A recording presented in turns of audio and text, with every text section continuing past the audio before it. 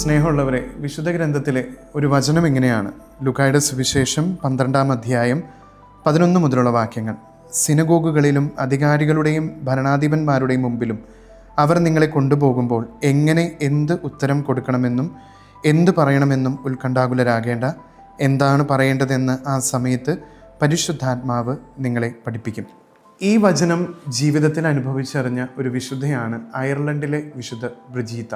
സ്വീഡനിലെ വിശുദ്ധ ബ്രിജീത്തയെക്കുറിച്ച് ഒരുപക്ഷെ നമ്മളെല്ലാവരും കേട്ട് കാണും. ഈ ബ്രിജീത്തയെക്കാളും നൂറ്റാണ്ടുകൾക്ക് മുമ്പ് ജീവിച്ച ഒരു വിശുദ്ധയാണ് അയർലൻഡിലെ വിശുദ്ധ ബ്രിജീത്ത. വിശുദ്ധ പാട്രിക്കിൻ്റെ ശിഷ്യയായിരുന്നു ബ്രിജീത്ത. ബ്രിജീത്തയും സഹോദരിമാരും ചേർന്ന് ഒരു സന്യാസിനി സമൂഹം തുടങ്ങാൻ ആഗ്രഹിച്ചു. അതിന് അവർക്ക് ഭവനം പണിയാനായിട്ട് കുറച്ച് സ്ഥലത്തിൻ്റെ ആവശ്യമുണ്ടായിരുന്നു. അതിനുവേണ്ടി അവിടെയുള്ള ഭരണാധികാരിയുടെ അടുത്ത് ബ്രിജീത്തയും സഹോദരിമാരും ചെന്നു. ആദ്യം അദ്ദേഹം ഇതിന് സമ്മതിച്ചെങ്കിലും പിറ്റേ ദിവസം അവരോട് വരാൻ പറഞ്ഞു. എങ്കിലും അവിടെ ചെന്നപ്പോൾ അദ്ദേഹം അത് നിഷേധിച്ചു. പക്ഷേ ബ്രിജീത്ത അല്പസമയം ഒന്ന് മൗനമായി പ്രാർത്ഥിച്ചു. പ്രാർത്ഥനയ്ക്ക് ശേഷം ബ്രിജീത്ത രാജാവിനോട് ഒരു കാര്യം അപേക്ഷിച്ചു. എൻ്റെ ഈ മേലങ്കി എത്രമാത്രം സ്ഥലത്തെ മൂടുന്നുവോ അത്രയും സ്ഥലം എനിക്ക് തരണമെന്ന് അപേക്ഷിച്ചു. രാജാവ് അല്പം പരിഹാസത്തോട് ചോദിച്ചു, ഈ മേലങ്കിക്ക് എത്രമാത്രം സ്ഥലം നിനക്ക് അളന്നെടുക്കാൻ പറ്റും? കാരണം അത് വളരെ ചെറിയൊരു മേലങ്കിയാണ്. ആ മേലങ്കി കൊണ്ട് കിട്ടുന്ന തുച്ഛമായ സ്ഥലത്ത് നീ എങ്ങനെ ഭവനം പണിയുമെന്നുള്ളതായിരുന്നു രാജാവിൻ്റെ ചിന്ത. പക്ഷേ ബ്രിജീത്തയ്ക്ക് ഒരു സംശയം ഉണ്ടായിരുന്നില്ല. ബ്രിജീത്ത തൻ്റെ മേലങ്കി സഹോദരിമാർക്ക് അഴിച്ചു കൊടുത്തു.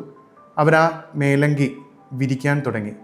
പക്ഷേ അത്ഭുതമെന്ന് പറയട്ടെ, ആ മേലങ്കിയുടെ നീളം കൂടിക്കൊണ്ടേയിരുന്നു. അത് ഒരു പ്രദേശം മുഴുവൻ മൂടി. അതോടെ ആ രാജാവിന് ഒത്തിരി ഭയമായി. അദ്ദേഹം പറഞ്ഞു, എന്നോട് ക്ഷമിക്കണം എന്ന് പറഞ്ഞു. അങ്ങനെ അളന്നെടുത്ത ആ സ്ഥലം മുഴുവൻ ബ്രിജീത്തയ്ക്ക് നൽകി. മാത്രമല്ല, ഈ രാജാവ് മാനസാന്തരപ്പെട്ട് ക്രിസ്തീയ വിശ്വാസം സ്വീകരിച്ചു എന്നാണ് പാരമ്പര്യം പറയുന്നത്. സ്നേഹമുള്ളവരെ, പലപ്പോഴും നമുക്കും ഇതുപോലെയുള്ള ആശങ്കകളുണ്ടാകും. മറ്റുള്ളവരുടെ മുമ്പിൽ നമ്മൾ എന്ത്, എങ്ങനെ, എപ്പോൾ പറയണമെന്നൊക്കെയുള്ള ആശങ്ക. പക്ഷേ പരിശുദ്ധാത്മാവ് നമുക്ക് കൃത്യസമയത്ത് എന്താണ് പറയേണ്ടതെന്നും എങ്ങനെ പറയണമെന്നും നമുക്ക് പറഞ്ഞു തരും. അതുകൊണ്ട് പരിശുദ്ധാത്മാവിനോട് നമുക്ക് നന്നായിട്ട് പ്രാർത്ഥിക്കാം.